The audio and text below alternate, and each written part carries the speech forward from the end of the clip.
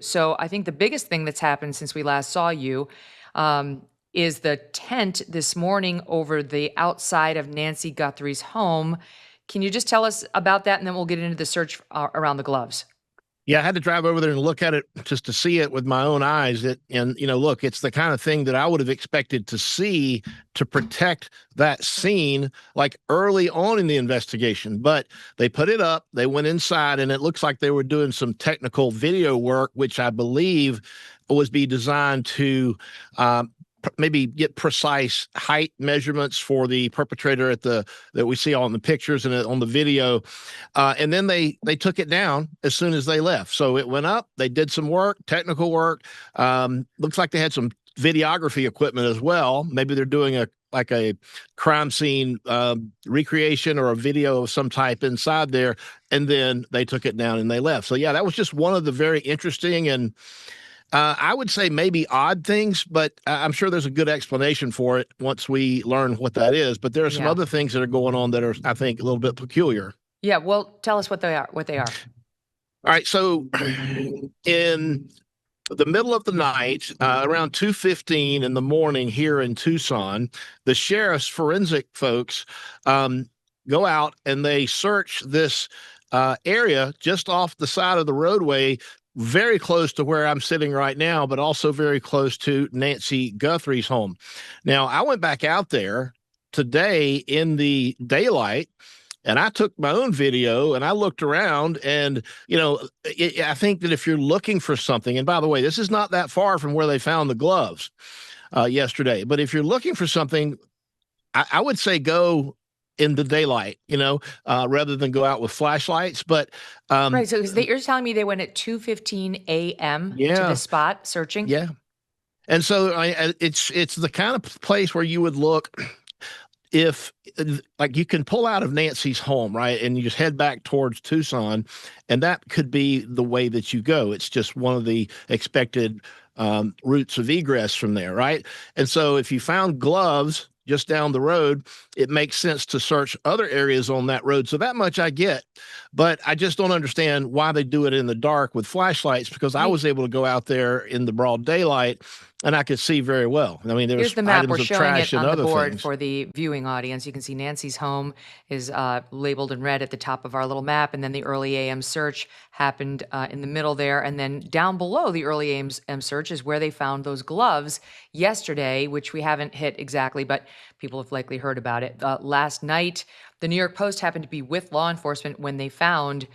Now we're told it was a pair of black gloves. At first, the report was it's one glove, and now it's since been confirmed they found a pair. They're not describing them as identical to what they believe the perpetrator here was wearing, but they do look similar.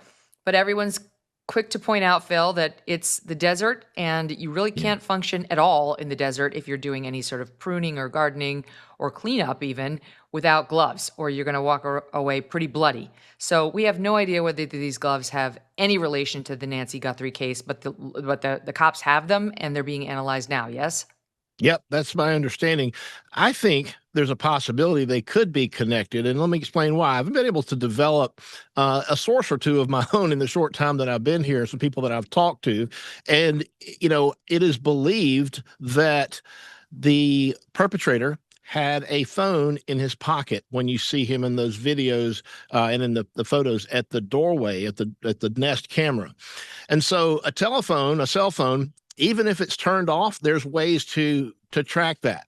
And so I believe that the searches that we've seen in the area of both Nancy's home yesterday and higher up in the foothills, all along this Campbell Road, which is where I was this morning, and even over by Annie Guthrie's house, I believe they are sort of following a perceived or believed route of travel, following a device. And specifically, one of a neighbor over at Annie's neighborhood didn't want to be interviewed on camera, but told me that the FBI had been at her house and that one of the things they were looking for, among other things, was a cell phone. Okay. So I'm putting all this together, and there's obviously missing pieces, but what it's starting to paint the picture of, for me at least, is the law enforcement officers believe that they have a general route of travel, and they are searching more specifically now along where that phone might have traveled, either going to or from Nancy Guthrie's home. International disputes, inflation, rising national debt, digital currency. There's a never ending list of reasons gold has risen over 700% in the last 20 years. And a never ending list of reasons smart Americans diversify a portion of their savings into precious metals with Birch Gold Group. Gold can thrive during uncertainty, which is why it's a crucial part of a balanced strategy. It gives you peace of mind given all the events that could impact the U.S. economy. See if holding gold in a tax-sheltered retirement account is right for you. Birch Gold can help you convert an existing IRA or 401k into an IRA in gold. Just text MK to the number 989898 to receive your free info kit on gold. There's no obligation, just useful information. With an A-plus rating from the Better Business Bureau and tens of thousands of happy customers, consider letting Birch Gold help you diversify with gold, so you too can have peace of mind regardless of the uncertainty. Text MK to 989898. If that's true, Phil, that's huge. I mean, if they actually have a cell phone now associated potentially with this crime, then we may be hours away from an arrest. Like that, how long would it take them to figure out who owns the cell phone? Well, that's a good question that I'm not a cell phone expert. I can just tell you what the sources have told me that's one thing the FBI was trying to find. And if it's a burner, it may take more time. But if it's actually registered to somebody, then yeah, they could very easily have a name. So the FBI just is holding these cards very close to the vest.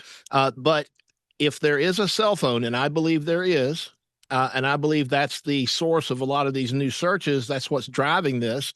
It's driving the location of where you see the FBI fanning out, searching all around, Annie's house a couple of days ago. And so you put all this together, and I believe that they are working off that sort of a Wow.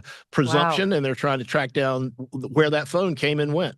So you're saying your information is based on your sources that they have identified a cell phone that they think may be attached to this crime, and Yeah. that they're figuring it out thanks to the cell towers, the possible route that this person took on the night in question, and going and search. And that's what's explaining these overnight searches, because this isn't the first overnight search we've had. We've had a couple of these.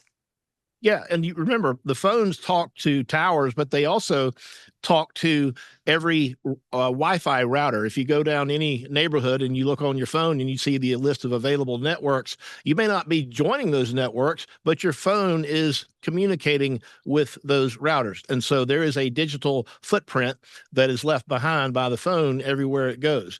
They looked, I would say, around Annie's house. I would say that was probably maybe a half-mile radius, if I had to guess, based on what I saw. And I went to the house and I drove all around when the FBI was out there, and I was seeing these teams of agents, and there was some sheriff's deputies out there too, blocks and blocks away. So they were literally fanning out in a large area, which would be consistent with maybe a ping off of a cell phone tower that maybe you can't triangulate it and get a more precise location. Wow. But, it seemed to be a pretty large area they were searching, including people's yards, the neighbors' yards. They were looking for any items of relevance. But Well, I mean, certainly, if I think that's one of what the things they explains were looking for a all phone.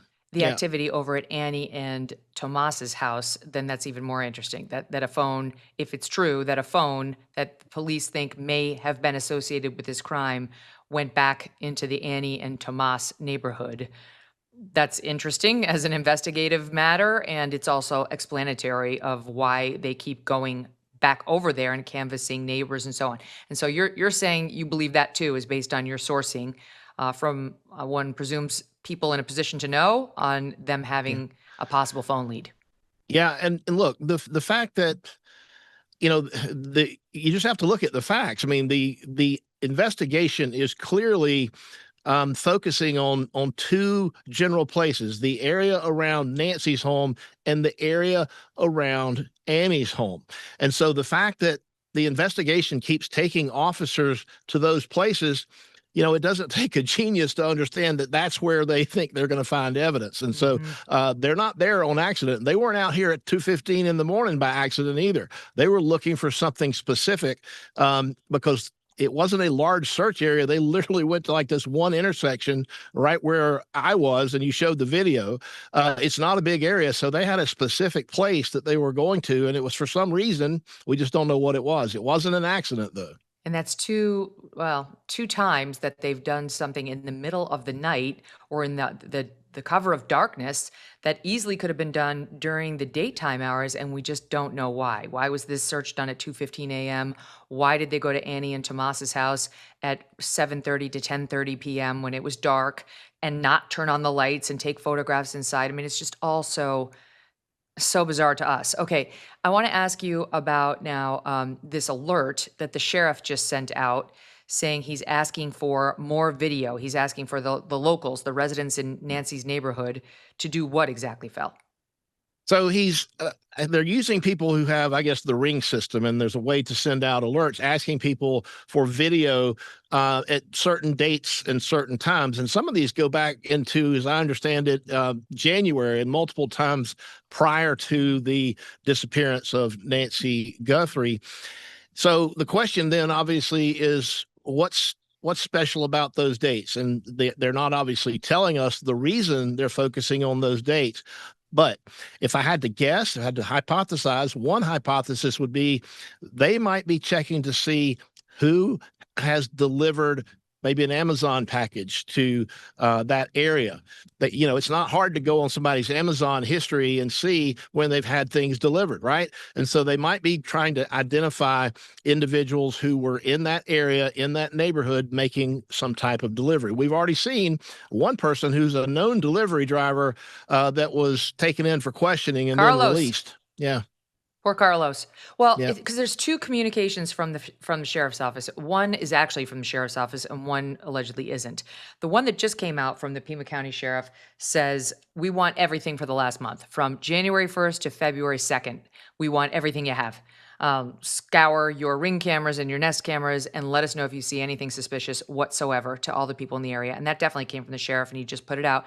But then there was an earlier report that was circulated on the neighborhood like Ring camera watch chat that you're referring to, and that refers to two separate dates on which the sheriff allegedly wants Yeah. data. The sheriff's office is saying that's we didn't give that, though that Ring camera like discussion, there's a screen grab of it that the neighbors posted, one of them online, and it does show a sheriff's seal and seems to come from the Pima County Sheriff, though the sheriff's office is officially denying that for some reason. It could just be that the sheriff went to, people from the deputies had gone to neighbors and said, we want footage from January 11th between 9 p.m. and midnight. Okay, that's weird, right? January 11th, as far as we know, has nothing to do with this crime, but they know more than we do.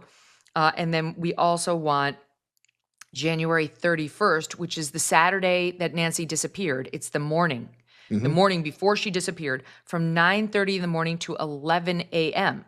So Nancy was alive and well then, saying we believe there may have been a quote suspicious vehicle on Via Entrada around 10 a.m. Again, they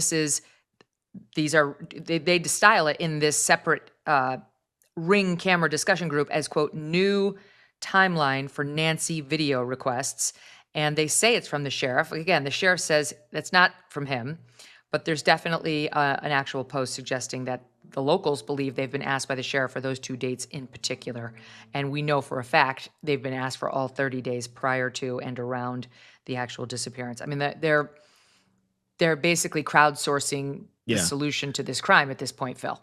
Now, and it tracks with maybe a neighbor, and they've been talking to all the neighbors. It tracks with a neighbor saying to somebody, the sheriff or the FBI, saying that on January 31st, there was maybe some suspicious vehicle in the area. And so now that the sheriff has that information given by a neighbor, the sheriff's trying to identify that vehicle and determine if in fact it was suspicious or if they can rule it out.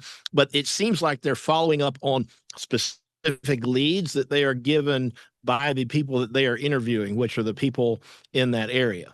It's very smart because look at the cases that we know about. It's like Koberger cased that home repeatedly before he committed the crime in question. Yeah. And also after. We know he went back the morning that he committed the crime in Idaho. It was 4 in the morning, between 4 and 4:20, and he was back there by 9:30 that next morning, 5 hours after he'd committed the murders, to look at it. Maybe he realized he left behind evidence. And so the sheriff's smart to include the 36 hours after this crime for suspicious vehicles. But the odds that this guy just did this cold and never once drove by the house are very small. So this makes sense to me. Thanks so much for watching. If you like what you just saw, hit the subscribe button for more clips and full episodes.